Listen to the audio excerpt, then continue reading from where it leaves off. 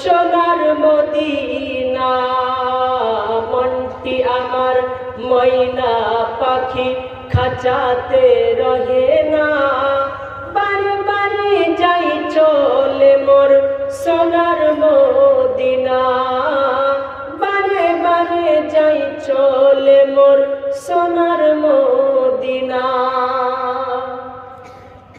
আরব দেশের তেঁতুল মিষ্টি, আরব দেশের তেঁতুল কেউ খেয়েছেন? এখানে আছেন? আরব দেশের তেঁতুল একবারে চিনি মধুর মতো মিষ্টি। আমি খেয়েছি, পুরো একবারে কোনো টকই নাই। এই জন্য আরব দেশের তেঁতুল মিষ্টি, মিষ্টি খাজুর বেদানা, পৃথিবীতে কোনো জায়গায় আরব দেশের মতো খাজুর আর হবে না। আর যারা গিয়েছে নবীর দেশ তারা জানে কত সুন্দর দেশ। আমরা যেতে পারলাম না। আর ইচ্ছা সবার আছে, আল্লাহ পাকের কাছে দোয়া চাইবেন। অর্থ না থাকলেও একদিন নিয়াত যদি ঠিক থাকে, আকাইদ যদি ঠিক থাকে, আপনি যেতে পারবেন। আল্লাহ পাক চাইলে আপনাকে নিয়ে যাবে।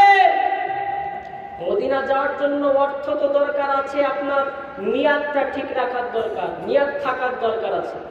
নিয়াত যদি থাকে, আল্লাহ চাইলে আপনাকে নিয়ে যাবে।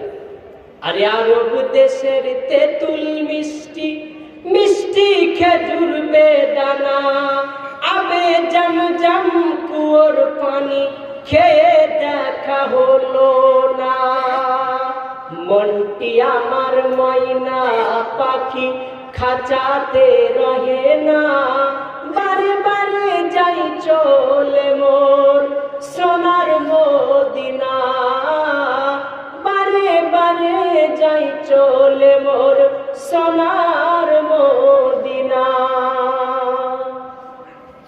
মুসলমান ঘরের ছেলেমেয়েরা, এ যুবকেরা, তরুণেরা, আমার নবী দুনিয়াতে আগমন করবে। আমার নবী দুনিয়াতে আগমন করার সময় আমার আল্লাহ বলল, আমার নবীকে যেমন করে জন্ম দেব, পৃথিবীর কোন ইতিহাস ওইভাবে আর কোন অন্য মানুষ জন্ম নেবে না। আমার নবীকে আমার আল্লাহ পাক জান্নাতি পোশাক পরিহিত অবস্থায় জন্ম দিয়েছিল। আমার নবী যখন দুনিয়াতে আগমন করেছিল, মরা বকরির স্তনে দুগ্ধ এসে গিয়েছিল।